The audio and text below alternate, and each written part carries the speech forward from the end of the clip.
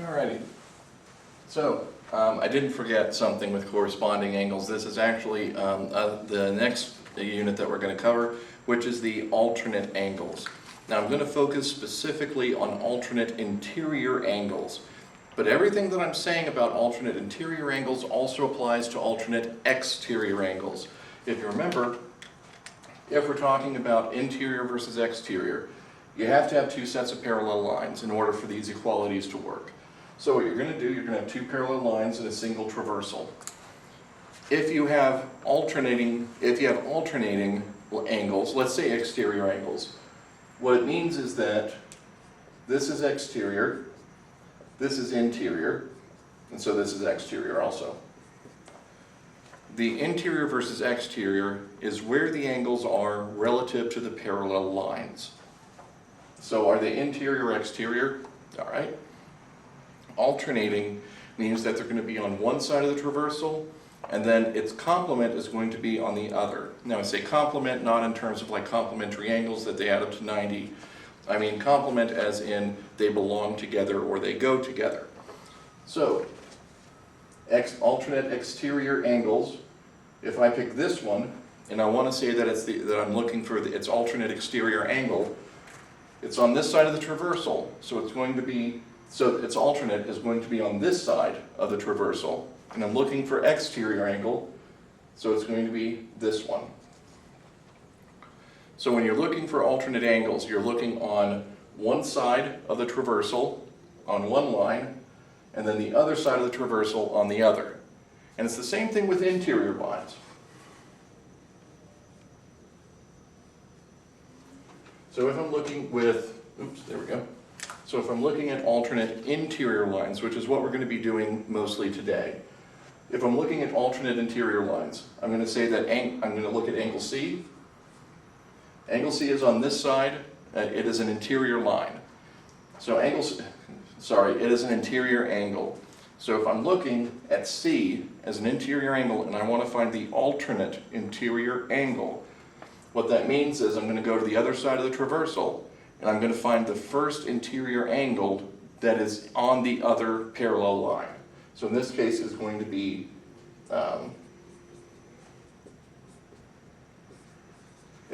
A. By the same token, angle B is going to be alternate interior to angle D. Now these are relatively straightforward relationships, but the value of them comes with what they're equal to. If you have two parallel lines that are crossed by a traversal, alternate interior angles here and alternate exterior angles out here are always going to be equal. So much like with the corresponding angles, being able to look at a drawing and say, okay, those two angles are equal, those two angles are equal, these allow you to look out along the traversal and say, oh, these differing sides are equal. Oh, these differing sides are equal, these differing sides are equal. And it gives you a lot more power in terms of being able to just look at something and know immediately that it is equal. So let's do a couple problems. And again, the worksheets are only going to be looking at alternate interior angles, but it works for alternate exterior angles as well. I'm probably going to come up with a worksheet that gives you a little bit more practice with alternate exterior angles. Obviously not before the first assessment, we've got a lot to go on before then. But we're just going to focus today with the worksheets on alternate interior angles. And I've already got some numbers up for the first one. So I've got angle B equals 132 and angle C equals 48. Now we can fill in the other two angles one of two ways. We can do the lazy thing and take the 180 minus the one angle measure, get the other one. Or we can recognize that D is the alternate interior angle to B, because we've got two parallel lines in a transversal. B and D are alternate interior angles of one another. So whatever one equals, so does the other. So B and D are alternate interior angles to each other. That means they are equal, provided they're on the parallel lines on the same traversal. So, by the same logic, A and C are alternate interior lines. Because they're alternate interior lines on the same parallel lines on the same traversal, that means that they too are equal. And that's it. That's all. That's all it means. Let's take a look at the exterior angles here. So this angle and this angle here. Well, let's do a little bit of logic. Let's work through our logical processes here. Let's say that because A and C equal each other, I'm going to say that they both equal a new letter. We'll call it X. So we'll say that A equals C equals X. And we know this is true because they are alternate interior angles. I'm simply saying that when we refer to X, we're referring to the same value as A and C. So if I take, so I'm going to relabel these temporarily X. So if A and C both equal X, then I can write X wherever A and C are. Now, if I take 180 minus X, whatever X is, I'm left with this angle measurement. I'm going to call it Y. If I do that on that side, I'm going to take this X, and I'm going to subtract it from 180, and I'm going to get the same number Y. Well, these are alternate exterior angles of one another. So now you know, just based on the path of logic that I've taken, if A and C equal X, then I could write X wherever A and C are. And if I have the same number, plus, if I have the 180 minus the same number down here and up here, the result is going to be the same number up top and bottom. So again, alternate exterior angles are going to be equal, the same way alternate interior angles are going to be equal.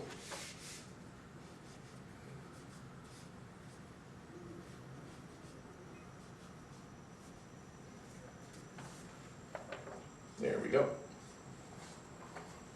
I cannot stress enough how valuable some of these equalities are, and how once you learn their positions and once you learn what they mean, just how valuable it is to be able to fill in all those angles. You'll have so many options on filling in angles, provided they're parallel. Now I should mention also, briefly, say that you have two lines that are definitely not parallel. Do you have alternate interior angles? Yes, absolutely you do. You definitely have alternate interior angles. You have this angle here, and you have this angle here. The thing is though, if the lines are not parallel, they are not going to be equal. However, alternate interior angle is a label. It is a reference. It is, you're naming a pair of angles relative to their position on the traversal and the two lines that the traversal crosses. So do all alternate interior angles need to be equal? No. All of these are alternate interior angles relative to each other. The only way they're going to be equal is if they're on parallel lines. That's when they're going to be equal. Otherwise, it's just a positional reference. So let's do another one.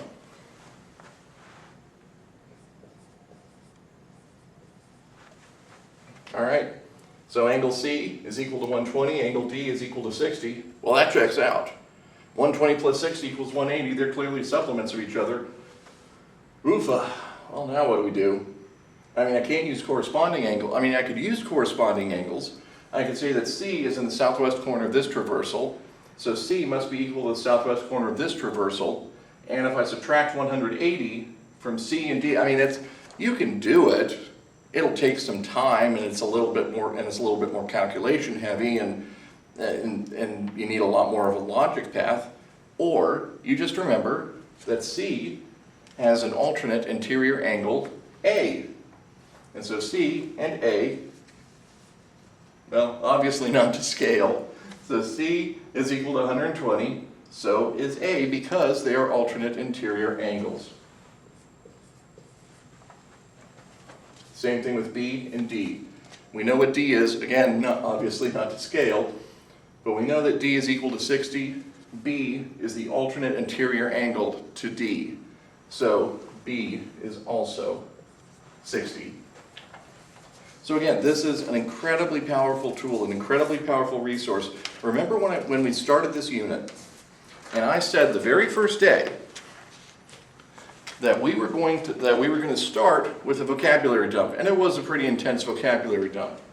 But by the end of it, by the end of the unit, you'd be able to take a drawing that had two parallel lines crisscrossing two parallel lines, and you could label every single angle on that, and you could explain why. So long as you knew what one angle was, you could get every other angle on that. And every one of you said, no way, well, that's crazy, no. Alternate interior angles, corresponding angles, complementary angles, supplementary angles, and then next we're going to talk about vertical angles. No angle will be safe from you. No assessment about angles will be safe from you.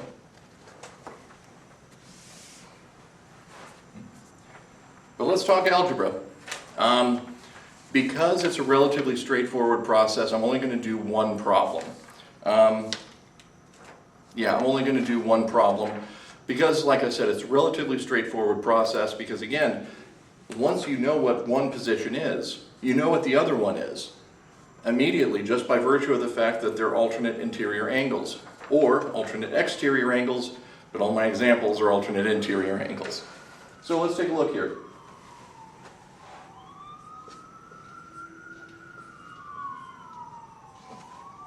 Why do my fives always look awful?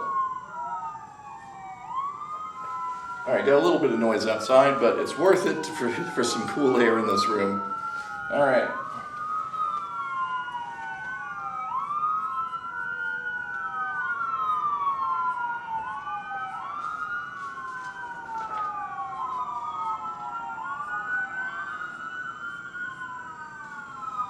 Okay, so these are a little rough. All right. So these are a little rough to read, so I want to be very clear. Wait, where did I get? Oh, okay, I got you. So I want to be clear. 10x plus 15 is representing angle D, and 3y plus 5 is going to represent angle A. So that means we've got angle B equal to 115 and angle C equal to 65. Hey, what do you know? I got them right. So again, we've got two options. We can either take the angle and subtract it from 180, but that gives us a boring calculation. It's an option. We always have that option available to us, but we also have, because we know these are parallel lines and they're on the same traversal, we already know that angle A is going to be equal to angle C because they're alternate interior angles. So we know angle A is also going to be 65.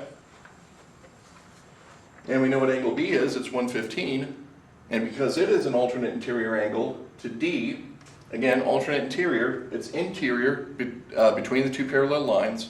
And it's alternate because this is the first side of the transversal. And what is the next angle that is on the other side of the traversal, but inside the parallel lines, is D. So it's alternate interior relationship, B and D. So B and D are equal. Now that we have the angle measurements, we're doing the exact same thing that we've been doing this whole time. So we know that D is equal to 115, so 115 equals 10x plus 15. 100 equals 10x. Oh, what do you know? I got a whole number. All right, so x equals 10. Let's take a look at y. Y is angle A, which is 65 degrees. So 65 equals 3y plus 5. If you need a more detailed explanation as to why I'm just taking these equations and putting them next to these line variables, rewatch the complementary angles, rewatch the supplementary angle videos. I go into a lot more detail on this. By now, I'm assuming that you've either seen those videos or been in class where we did the work, so I'm not retreading new ground here. So 65 equals 3y plus 5, and subtract 5 from both sides, gives me 60 equals 3y. Well, what do you know? Y equals 20. And now we can solve for x and y using alternate interior angles. It is the exact same process that we've always been doing. It's just that in order to solve for x and y, we have to know what the angle measurement is that we're setting these functions equal to. Alternate interior angles give us the ability to say, oh, because of this angle's position on a traversal relative to this parallel line, I know that these two angles are equal. If I know these two angles are equal, then I know that this function must equal this value. That's the entire idea. That's the whole process. You either be able to identify the angles, or you find the angle measurements so you can solve for the variable. So that is going to do it for alternate angles. Remember again, whatever I said about alternate interior angles also applies to alternate exterior angles as well. So alternate interior, exact same as alternate exterior, provided you are on two parallel lines. Next is vertical angles, which, strangely enough, is even more simple and straightforward than the other ones are.